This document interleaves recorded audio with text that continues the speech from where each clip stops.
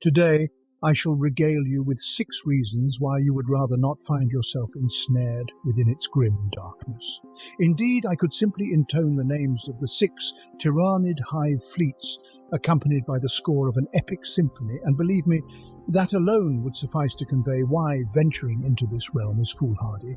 But we, the seekers of hidden truths, know that it behooves us to delve a tad deeper. This universe spans a myriad of facets, standing as one of the most meticulously forged in existence. To my astonishment, many are acquainted with this universe only on the most superficial of levels, thereby unable to truly grasp the full spectrum of its horrors. This time, my task is to immerse you as fully as possible into the darkness of the distant future.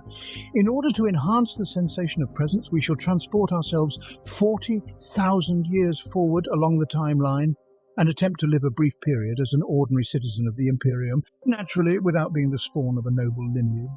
I've decided to divide these causes into internal and external. Today, we are going to discuss 6 internal causes. After more than 40 millennia of wars and discord among the stars, mankind stands on the brink of extinction. Amidst incessant assaults by hostile Xenos and the menace of betrayal from within, the sole chance for survival lies in the preservation of a cruel and blood-soaked regime known as the Imperium. Only a few among the countless numbers of humans are privy to the truth about the current state of affairs and the dreadful fate that lurks amongst the stars. If humanity has a future, it is one shrouded in darkness. Within the Imperium, millions of inhabited planets exist, also referred to as worlds. They vary greatly, from flourishing resort worlds to oppressive and bleak tomb worlds, from agricultural worlds that, as their name would suggest, produce sustenance, to industrial worlds tasked with the extraction of minerals or the manufacturing of specific components and occasionally entire mechanisms.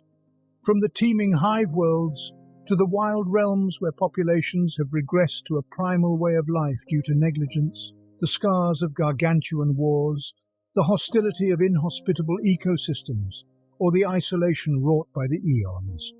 All is governed from the heart of the Empire, from sacred Terra, the dwelling of the crippled God-Emperor, and the cradle of mankind. Due to the vast distances that sunder star systems and the instability of warp communication, planetary governors wield near autonomy. This autonomy allows for a myriad of forms of local governance to flourish. Yet, as is known, humans remain ever human, even in the 42nd millennium, and various factions strive to seize and maintain power on their worlds. This ambition breeds civil wars, street clashes, and consequently a surge in criminality. The administrative centre may not halt these internecine conflicts, but may, in fact, encourage and even fuel them to sift out strong leaders and commanders. Naturally, this is tolerated only so long as everything remains within acceptable limits, lest a planet descends into overt heresy.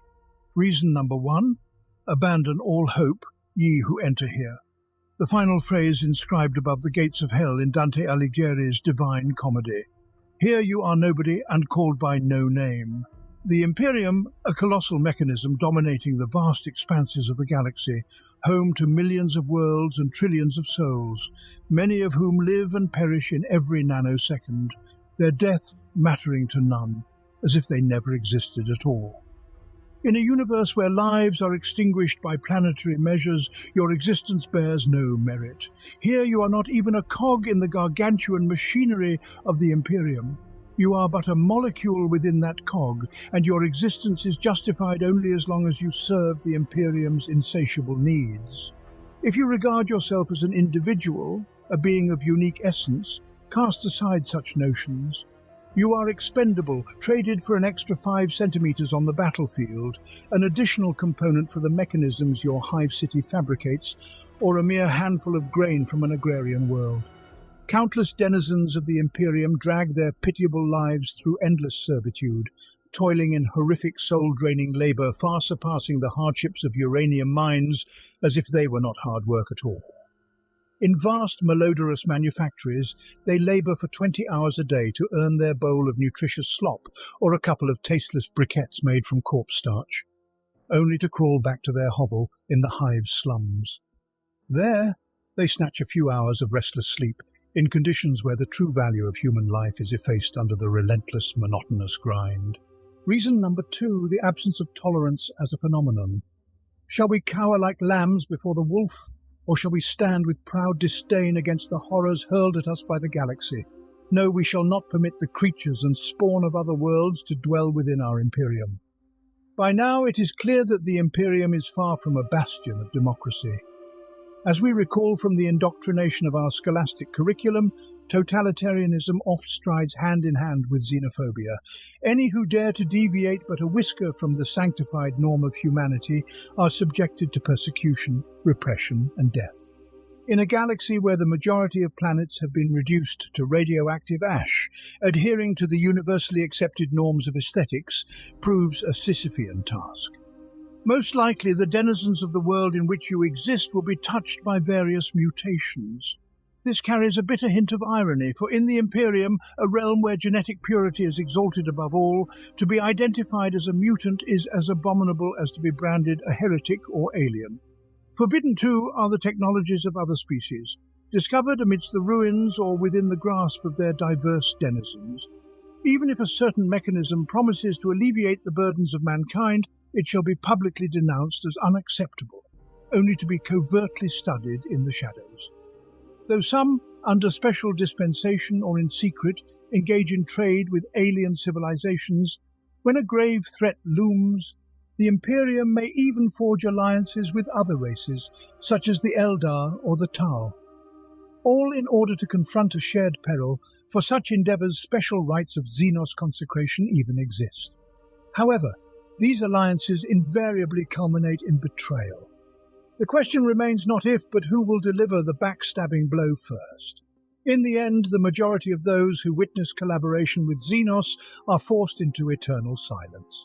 Upon one morn, after taking solace in the local body of water, thou didst awaken to a most disquieting malaise. No longer couldst thou recline upon thy back, for lo, an unbidden third arm had sprouted, or perchance thou discoveredst extra digits upon thy brow. In thy heart curses flew like warp-spawned demons against the toil and service under the aegis of the Imperium. Dost thou ponder whether the work conditions might fare better within the Eye of Terror? Beware, venturing forth upon the streets may herald thine own doom, for surely agents of the Inquisition shall decree thy death with a certainty as unyielding as adamantium. Yet, shouldst thou defy fate and tread upon the cobblestones, another grave reason shalt confront thee. Reason number 3. The taint of lawlessness. The law of the Emperor is the hammer with which we crush heresy, proclaims the oath of the Arbites. The Imperium is a harsh realm. A typical imperial world aligns more with a medieval commune than a medieval society. Within the same breath of an imperial world, cities and continents might wage war over the very earth's bones, or because the honour of one noble house was slighted by another. In the myriad hive cities, full-scale street skirmishes erupt with a relentless fury. The lower subterranean levels of these urban monoliths become ghettos or favelas, abodes to the impoverished, the outcasts, mutants in hiding from the Inquisition's gaze, or merely the deranged. Meanwhile, the elite dwell within spires, piercing the skies above the veil of toxic clouds, basking in a luxury unimaginable to those languishing below. They dwell in ignorance, uncaring of the fates of all those encased in steel. And of course, such social stratification leads to an explosion of criminological tension.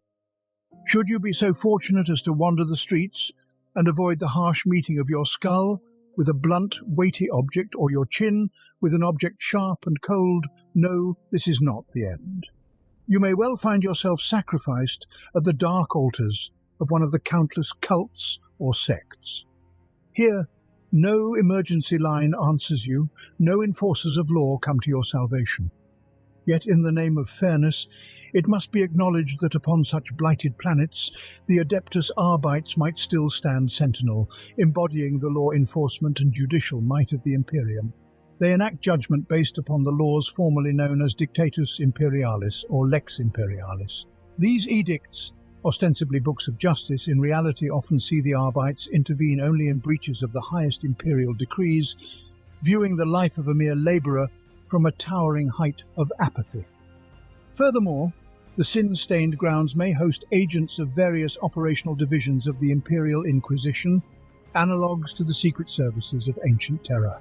But unless you fell prey to the covert tyrannids, were sacrificed to the dark gods of chaos, or sold into the bondage of the Eldar, the crime perpetrated against you will likely go uninvestigated, lost in the shadow of greater cosmic horrors. For in this grim darkness of the far future, there is no solace for the common soul. Amidst the sprawling empires of mankind, your plight is but a whispered footnote, drowned out by the cacophony of an eternal war.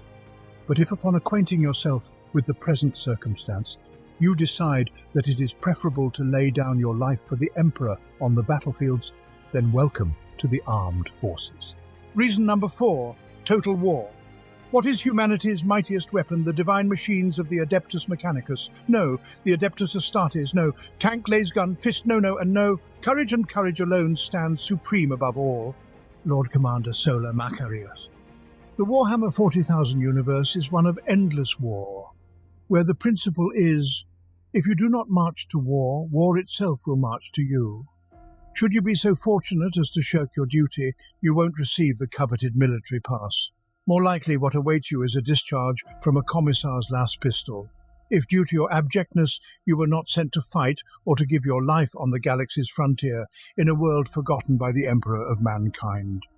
Do not hasten to rejoice if your world is chosen by orcs, tyrannids, Eldar, one of the dozens of chaos demon princes, or if Abaddon himself declares a new black crusade whose path lies through the planet you inhabit.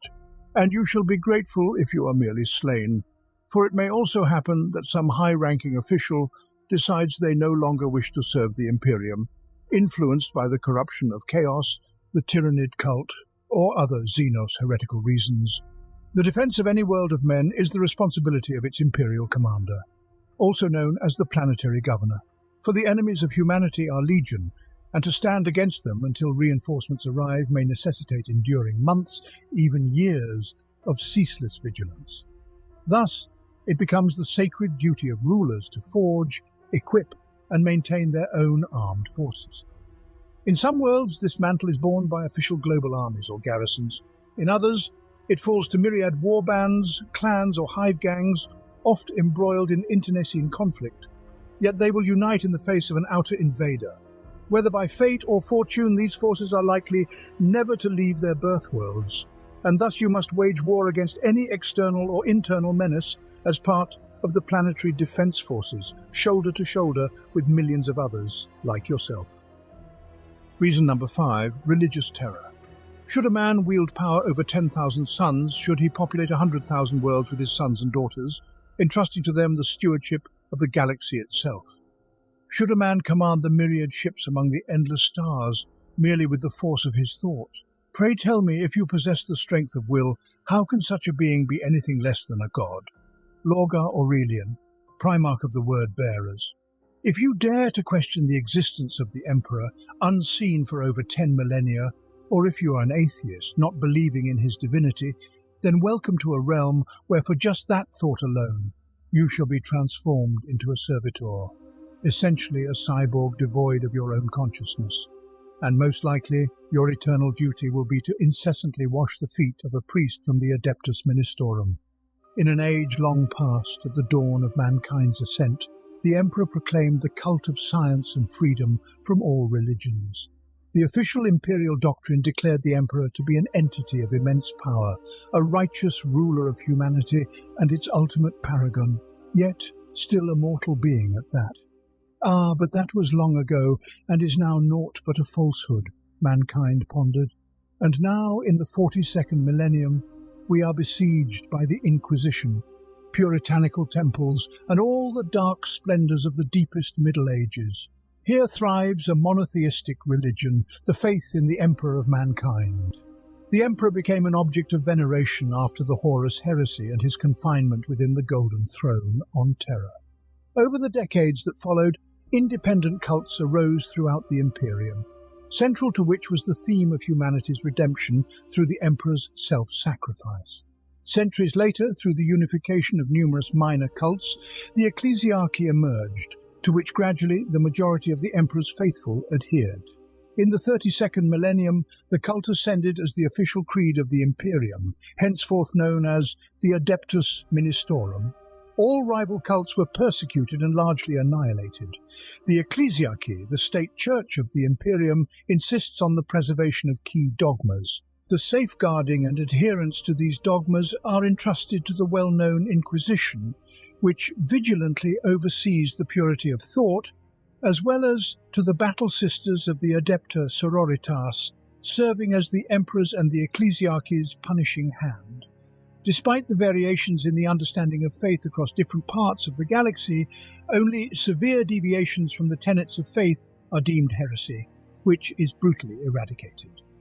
Reason number 6, bureaucracy. The imperial bureaucracy was a sluggish river. Everything floating upon its currents eventually reaches the sea, but in its own time. This cause was submitted for approval to the Adeptus Terra, and confirmation has yet to arrive. Therefore I present it to you at our own peril.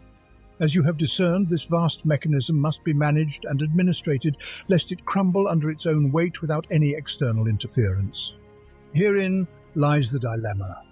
How does one oversee such a colossal apparatus and ensure its maintenance? To address this challenge, for the benefit of the Imperium, billions of servants labour on Terra and across the galaxy. In the immeasurable vastness of the Imperium of man, a bureaucracy as vast as the cosmos itself churns tirelessly. Legions of scribes are perpetually engaged in the enumeration of the countless multitudes, in the meticulous reckoning of tithes, and in the recording and archiving of law unending, alongside a myriad other tasks essential for the operation of this superlative empire. Such is the complexity of the administratum that entire departments of adepts continue to fulfill their roles with zeal, albeit pointlessly, even when the purpose for which their division was forged has long since faded into obsolescence. Departments mirror the functions of others, redundancies abound, yet this bureaucratic morass is not confined to the administratum alone. Its tendrils entwine every sphere of imperial dominion. In The Sinners and the Damned, within the tale penned by Josh Reynolds, The Beast in the Trenches, the mechanisms whereby a mere clerk's error or a scribe's typo can doom entire regiments of the Astra Militarum to oblivion are laid bare. Yet, as you well know, the Imperium is infallible, and thus the price of such mistakes is measured in the lives of billions. The bureaucratic behemoth of the Imperium is both monumental and ponderous, and errors are inevitable. Thus, regiments might be ordered to conquer a world already long subdued, and no protestations will sway the High Lords, who see naught but numbers, not the lives of men. In this exposition I have elucidated why a modern mortal could not endure in such a society. This realm is as alien and remote to them as is the distant and dark 42nd millennium.